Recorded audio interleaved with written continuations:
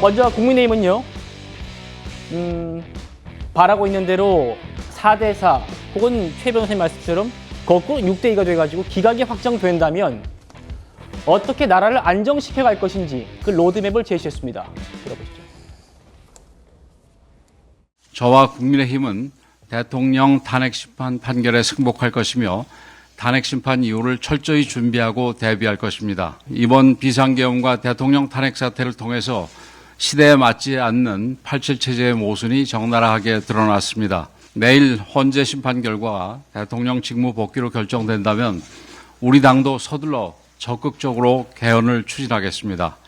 대통령께서도 임기에 연연하지 않겠다고 약속한 만큼 국민의 뜻을 모아 시대 정신에 맞는 헌법을 만드는 데 최선을 다하겠습니다.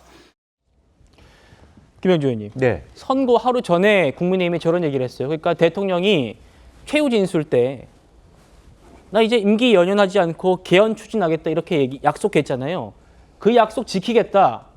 이렇게 헌법재판소에 뭔가 좀 메시지를 발신한 걸로 봐야 될까요? 어떻게 보십니까? 뭐 아무래도 두 가지 목적이 있는 것 같습니다. 사실은 대통령이 돌아오시는 부분에 대해서 국민의힘은 환영하지만 와서도 상당히 그 부담이 되는 건 사실이거든요. 어차피 어제 보궐선거의 결과들도 그렇고 내년에 지방선거도 부담이 될 수 있습니다. 따라서 대통령이 그 전에 마지막 변론 때 말했던 것을 다시 한번 만약에 기각이 돼갖고 혹은 각하가 돼갖고 다시 돌아오시더라도 그런 부분을 철저하게 지켜주십시오라고 하는 대통령에 대한 당부들이 있고 그러한 당부들을 국민의힘이 말하자면 다시 한번 더 열심히 그런 것들이 지켜지도록 압박을 가하겠다. 뭐 압박을 가할 수는 없겠습니다만은 그와 같은 책임을 지겠다라고 하는 부분에 대한 환기라고 보여지고 뭐 그런 것을 통해서 한편으로 보면 당원이나 지지자들에게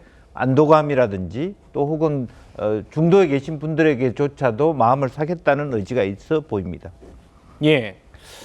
선거 하루 전날 민주당의 좀 분위기도 살펴보겠습니다. 앞서서 이제 이재명 대표는 뭐 10,000명, 5,000명을 학살하려는 계획도 있다 이런 얘기를 했는데 그동안 뭐 특정 재판관들을 향해서 을사오적이라는 표현도 쓰고 뭐 특정 재판관의 실명을 공개하면서 밀어붙여야 한다 이렇게 압박을 하던 민주당 분위기도 좀 달라졌습니다. 이재명 대표 목소리 들어보시죠. 뭐 그리 어렵습니까? 도저히 이해가 되지 않습니다. 뭐 그리 복잡한 사건도 아니지 않습니까? 위헌적인 포고령을 선포하고 계엄을 선포하고 국회에 군대를 진입시키고 온 국민이 전 세상 사람들이 다 봤는데 뭔 또 증거가 필요합니까? 헌재가 아무런 이유도 없이 국민들이 납득할 수 있는 이유도 없이 계속 미룬다는 것은 그 자체가 헌정 질서에 대한 위협 아니겠습니까? 저는 헌법재판소가 헌법의 질서와 이념, 대한민국 민주공화국의 가치를 존중해서 합당한 판정을 내릴 것으로 믿습니다. 헌법재판소의 재판관들은 대한민국에서도 역량과 인품이 뛰어난 분들로 구성되어 있습니다. 어떻게 헌정 질서를 파괴하는 그 행위에 대해서 헌정 질서를 지키기 위한 결단이 없을 수가 있겠습니까? 김민 대변인. 그러니까 불과 며칠 전까지만 해도 3월 26일에는 복잡한 사건도 아닌데 뭐가 그렇게 어렵습니까? 헌법재판소 이렇게 미루는 것 자체가 헌정질서 위협입니다. 이렇게 말했던 이재명 대표가 어제는 대한민국에서 역량과 인품이 가장 뛰어난 분들 이렇게 표현이 바뀌었습니다. 뭐 이재명 대표께서는 일관된 행동을 하시죠. 뭐 새삼스럽게 말이 바뀌는 부분에 대해서는 더 이상 이게 뉴스가 아닐 정도다. 그래서 일관성이 없는 게 어떻게 보면 일관된 태도다 이런 얘기가 있을 수 있습니다. 근데 저는 이 헌재에 대해서 압박하는 거 그러면서도 헌정 질서를 얘기하고 또 이런 부분에 대해서 다른 사람에 대해서는 위헌이라고 이렇게 콕 집어서 이렇게 말을 쉽게 하실 수 있는데 이 부분에 대해서 국민들이 볼 때 헌재를 대하는 그 태도도 대하는 방식도 결국 나의 유불리에 따라 다르구나. 지난주 사정과 이번 주 사정이 달랐구나. 그렇게 생각할 수밖에 없습니다. 그래서 저희는 줄곧 얘기했습니다. 헌재 결정에 대해서 국민의힘은 수용하겠다 입장을 말씀을 드렸는데 이 간단한 질문에 대해서 어떻게 본다면 이재명 대표는 여전히 수용하지 않고 또 오늘 앞서 저희가 얘기한 것처럼 뭐 5천 명, 10,000명 이런 살인 계획이 있다 이런 말씀을 하시죠. 근데 그렇다고 해서 이재명 대표가 헌재에 대한 압박이 없느냐? 그렇지 않습니다. 일종의 역할 분담을 통해서 여전히 민주당 의원들은 이거 관련해서 기각이나 각하를 하면 제2의 이완용이다. 그리고 우리한테는 인용 말고는 전혀 플랜 B가 없다. 이렇게 여전히 압박하고 있습니다.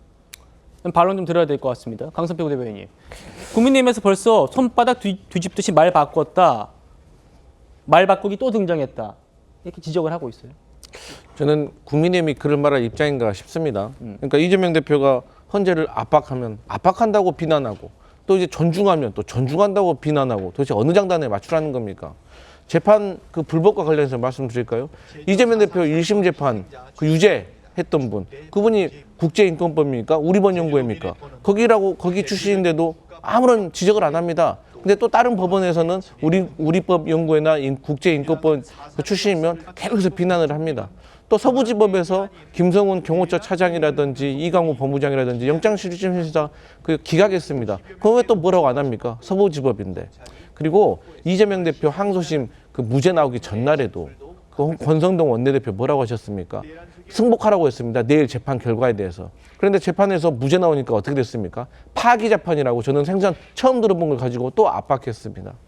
그렇기 때문에 저는 국민의힘에서는 이재명 대표가 어떤 말을 하더라도 이재명 대표에 대한 비판과 비난이 끊이지 않을 것이기 때문에 저는 그렇게 신경 쓰지 않는다 이런 말씀 드립니다. 예.